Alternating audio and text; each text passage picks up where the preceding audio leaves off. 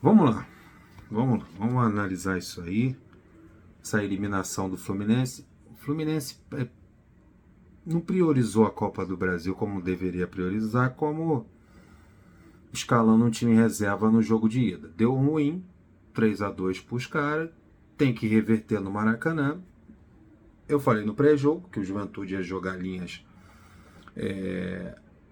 defensivas, né? Esperar o Fluminense, ia jogar na retranca, jogando pelo empate. Para piorar, eles conseguem um gol aos 5 minutos. 5 minutos do primeiro tempo. Não tem perdão, né? Você toma um gol aos 5 minutos, precisando fazer 2, aí você vai para a obrigação para fazer 3. Um time que já tinha a proposta de jogar recuado, fechado, todo atrás, abre o placar num escanteio, em bola parada, gol de cabeça, irmão. Aí dificulta tudo, né? Foi isso. Daí, depois desse 1-0 do Juventude, foi o Juventude todo atrás, recuado. Um time que se propõe a jogar assim, que tem um treinador que gosta de jogar assim, os jogadores que jogam dessa maneira desde a base, aposta de contra-ataque, esse negócio todo. E o Fluminense, para piorar, toma o segundo gol, né? O segundo gol deles foi aos 40 minutos do segundo tempo. 2-0. Então, e o Fluminense ainda conseguiu fazer 2 gols. Fez um aos 44 e fez o outro aos 47. Se tivesse mais alguns minutos. Aí você pega o Klaus, que dá 3 minutos de acréscimo no primeiro tempo e dá 6 minutos no segundo tempo. O Juventude que fez uma cera do caramba. Complicado. Só que você. O Fluminense ganhar um título esse ano fica um pouquinho mais difícil agora. Porque a gente está no Campeonato Brasileiro, a gente não vai ser campeão, né? É impossível. A nossa briga agora é para sair do Z4. Depois buscar uma classificação na Sul-Americana se conseguir vencer as demais partidas. É o segundo turno, fazer um segundo turno de campeão. A Sul-Americana até, né, uma Libertadores. A Copa do Brasil hoje, a chance que a gente tinha de ganhar um título esse ano, eu creio que era a Copa do Brasil. A Libertadores, a gente está nas oitavas de finais, é contra o Grêmio, que foi eliminado da Copa do Brasil, acabou de ser eliminado nos pênaltis para o Corinthians. O Grêmio agora, assim como o Fluminense, vai focar na Libertadores e no Campeonato Brasileiro. Deixa eu ver até a classificação aqui do Grêmio. E o Grêmio ele não está numa situação boa também no Campeonato Brasileiro. O Grêmio está na 14ª colocação, mas tem o quê? 2 jogos a menos, mas está na 14ª, tem 21 pontos. O Fluminense tem 20 pontos, o Grêmio tem... O Fluminense tem 20, o Grêmio tem 21. O Fluminense tem 1 ponto a menos do que o Grêmio. Agora vai pegar o Grêmio nas oitavas de finais da Copa do Brasil. E também outra coisa que está me preocupando é isso aqui, ó. Vou falar para vocês. O Fluminense atingiu, né, não atingiu o desempenho previsto no orçamento para 2024. Tem que você é estipulado em premiações. Dependendo da sua colocação nessas competições, é quanto você vai receber para poder esse dinheiro entrar no orçamento da temporada de 2024. E olha só que coisa ruim. O Fluminense não atingiu o desempenho previsto, uma previsão, no orçamento para 2024, aprovado pelo Conselho Deliberativo do Fluminense no início do ano. O que foi previsto lá no início do ano? Campeonato estadual, o Fluminense chegar na final. Não conseguiu. Então, esquece estadual. Brasileirão, 5º lugar. Está previsto a 5ª colocação do Fluminense. No momento, o Fluminense é o 17º colocado do Campeonato Brasileiro. Chegar na 5ª colocação é fazer um segundo turno de campeão. Copa do Brasil. Estava previsto no orçamento, aprovado pelo Conselho Deliberativo no início do ano, o Fluminense passar das oitavas de finais e chegar às quartas de finais. Embolsar esses 4,5 milhões. É o mínimo na Copa do Brasil, é chegar às quartas de finais, pegar esses 4,5 milhões da classificação. E até a gente pegou um adversário que não era tão pesado, a gente não pegou o Palmeiras, não pegou o Flamengo, não pegou, né, até o Atlético Paranaense. O Fluminense caiu para o Juventude. O Juventude, 13º colocado do Campeonato Brasileiro, com Jair Ventura na beirada do campo. É de se lamentar, mas caiu nas oitavas. A previsão era chegar até as quartas. Na Libertadores, a previsão no orçamento é chegar à semifinal. Então o Fluminense tem que passar do Grêmio nas oitavas, chegar nas quartas de finais, passar das quartas de finais e chegar na semifinal, para ir somando o dinheiro previsto no orçamento. E o Fluminense, nessa janela, se reforçou e gastou um dinheiro, que eu não sei de onde está tirando, mas gastou um dinheiro. Está trazendo o Facundo, trouxe, né, o Facundo Bernal por 20 milhões de reais, o Ignacio, que ainda não estreou, a gente hoje tomou um gol de cabeça no escanteio, por 12 a 10 milhões de reais.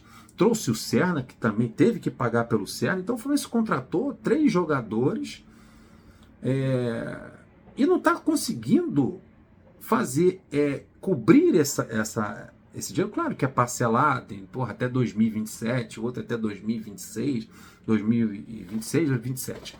Eu sei que é parcelado, mas tá investindo para brigar para não cair. É válido? É. Mas é bom você investir também para conquistar título. Eu tô incomodado. Eu sei que o Fluminense deveria. Não tem time e preparo físico. Olha o Marcelo hoje.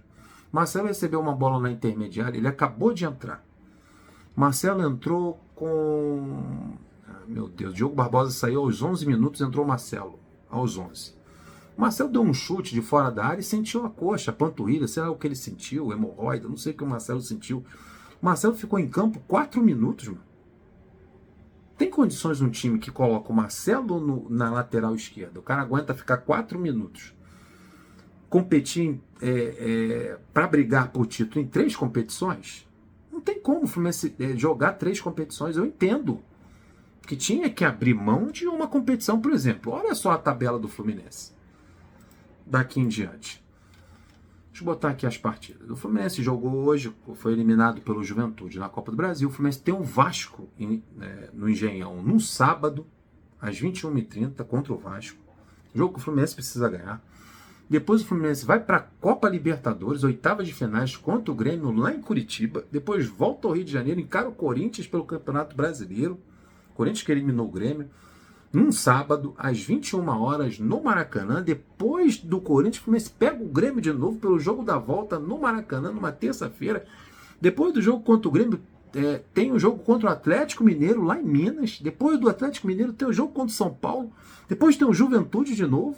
Depois tem o Botafogo, que, se não me engano, é o líder do campeonato, né? Foi eliminado pelo Bahia, mas é o líder do campeonato. Então só jogo é o líder do campeonato com 43 pontos. Então é Grêmio, é São Paulo, que está bem também, é o Atlético Mineiro, é o Vasco, que classificou na Copa do Brasil. Não tem como esse time que coloca o Marcelo dá um chute pro gol e tem problema muscular, com Ganso, também é um jogador acima de 30 anos, tem o Thiago Silva com 39, o Thiago Silva vai precisar. Em algum jogo desse aqui, em um grande jogo desse, de Campeonato Brasileiro, contra o Vasco, contra o Corinthians, vai precisar ser poupado. Aí eu vou ter que ter Thiago Santos e Antônio Carlos na zaga. Complicado, não tem que abrir mão de alguma coisa. Vai abrir mão, escolheu a Copa do Brasil para ser eliminado. Ser campeão da Libertadores ou chegar numa semifinal da Libertadores, como está previsto no orçamento do Fluminense, vai ser complicado. Vai ser difícil, mas o Fluminense vai tentar. Como também sair do Z4 é a prioridade do Fluminense nesse momento. E o Fluminense vai sair.